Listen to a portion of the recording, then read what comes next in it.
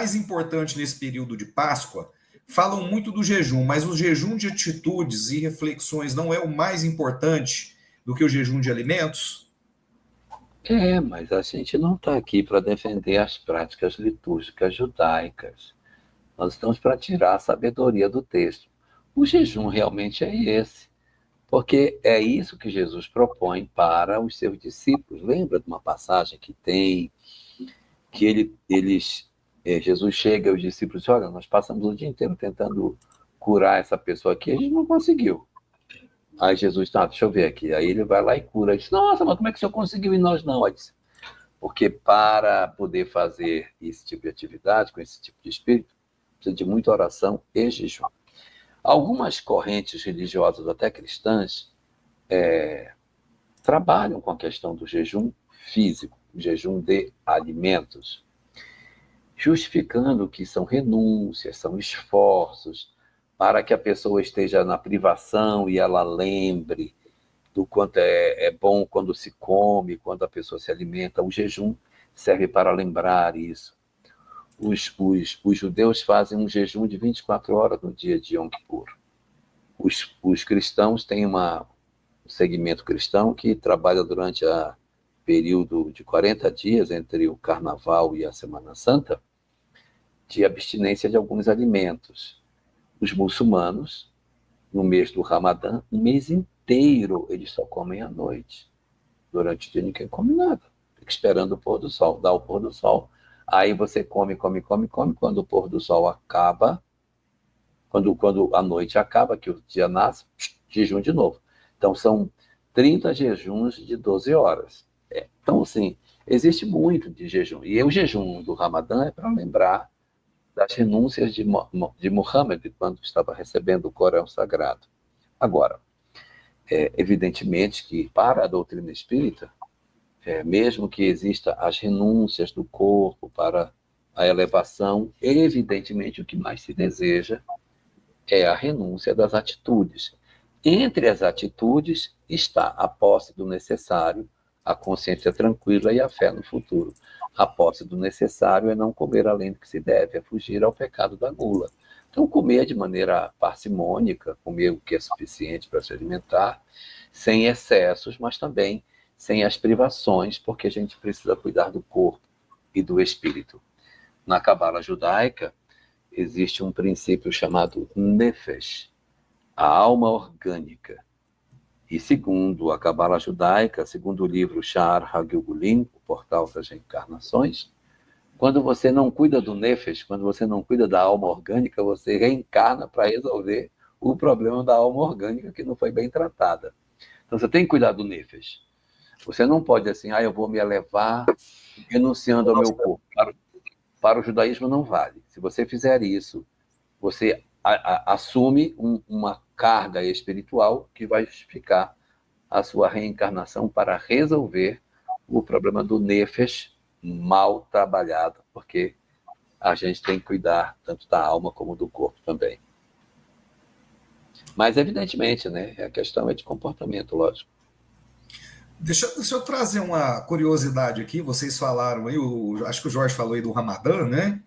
Inclusive, Sim. teve uma situação interessante essa semana. Estamos aí. no Ramadã, tá? Pois é, teve uma situação interessante em relação ao torneio de futebol, a Liga dos Campeões da Europa, né? E tem reportagens acerca aí da partida entre Barcelona e Benfica, falando aqui que nesse período, né, que é de Ramadã, muçulmanos de Barça e Benfica receberão refeição na Liga dos Campeões. Durante o mês consagrado ao jejum, seguidores do islamismo, como os jogadores Lamine Yamal e Zeki Andouni, só podem se alimentar após o pôr do sol, que acontecerá durante o primeiro tempo da partida, né, válida pelas oitavas de final da Liga dos Campeões. Vamos jogar com fome. Então eles iriam se alimentar já com a partida em andamento. Eu pensei que você estava falando que eles iriam quebrar o jejum, até me assustei. Digo, nossa, os caras vão quebrar o jejum? Que eles não quebram, não. Não, foi montado um esquema especial aqui, ó. O pôr do sol deve acontecer aos 10 minutos do primeiro tempo da partida entre Barcelona e Benfica, Provavelmente alguns jogadores dos dois times receberão em campo ou no banco de reservas algum tipo de alimento ou bebida energética. Graças a Deus, porque senão os caras vão cair no campo. E vão estar com 12 horas de fome. Nossa. Mas tem um jejum que é muito recomendado, que todo espírita deve fazer. Jejum de maledicência. Sim. Do Lashon Hará. O jejum das atitudes, né? O jejum das coisas erradas que a gente faz. Que não deve ser só num período do ano, deve ser o tempo todo. Inclusive, no judaísmo, ele chega a dizer o seguinte: não adianta você passar a existência inteira vivendo de maneira correta, se depois da morte você quiser do lado de lá viver dissolutamente. Você tem que viver aqui e quando desencarnar tem que continuar, senão você fica preso pelo Hayá, que é a expressão da alma humana que está conectada com essa necessidade de sermos almas coerentes com aquilo que fizemos durante a vida física. Não perde o mérito. O cara se priva aqui, quando chegar lá, diz, bem, agora eu desencarnei, agora eu vou enfiar o pé na jaca. Não pode. A gente fica preso lá no mundo espiritual. Cabala judaica. Mesmo livro, Sha'ar HaGilgulim. E outra coisa, Elahá, vale muito a pena a gente respeitar, né, todos aqueles que entendem. Então, a gente encontra a pessoa, eu estou fazendo jejum por causa disso. Ele fala, mas não tem necessidade. Não tem necessidade para quem é espírita, para quem vive isso, para quem está dentro de outra religiosidade, o respeito, o nosso amparo e não a nossa verdade como um punhal a ferir. Lembro-me da passagem de Humberto de Campos que Jesus diz a Simão Pedro, ampara estes com a verdade.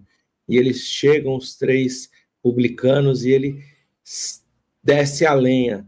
É assim que fala aí no Goiás, meu amigo? Chega o rei. Chega o rei. Ele chega o rei nos 3 publicanos e começa a, entre aspas, detonar com eles. Quando Jesus retorna, ele fala para eles, não, o que fizeste? Não pediste que amparasse-os com a verdade? O que Simão Pedro falou é verdade. Ele falou, mas não se utilize da verdade como um punhal. Então, é verdade que a gente não tem a necessidade disso para elevação, mas é verdade que em dado momento da nossa história espiritual, isso foi fundamental para algumas aquisições que nós realizávamos na prática e passamos a, hoje, oferecer esforços para conquistar em espírito. É até uma das passagens correlacionadas a esse capítulo 16, até esse versículo que nós fomos, que fala das festas, ele fala justamente isso, fala assim, poxa, mas eu não poderia viver, isso serve para os judeus, tá? Essas festas em estado espiritual? E a resposta que é dada é sim, mas da mesma forma que a sua elevação deve ser concretizada em atitudes de caridade, ali a lembrança da tradição e dos valores do povo de Israel diante das celebrações é a forma de transmissão desses valores para as próximas gerações. Então, olha que interessante. Dentro do próprio judaísmo, a gente encontra textos que vão falar da importância de cumprir, mas não porque isso nos leva vamos aí colocar entre aspas, aos céus Shamaim, ao mundo espiritual em posições elevadas, à vida futura. Não. O que coloca realmente é a caridade. Mas aqui é oferecido como projeto de manutenção, projeto de evangelização infantil.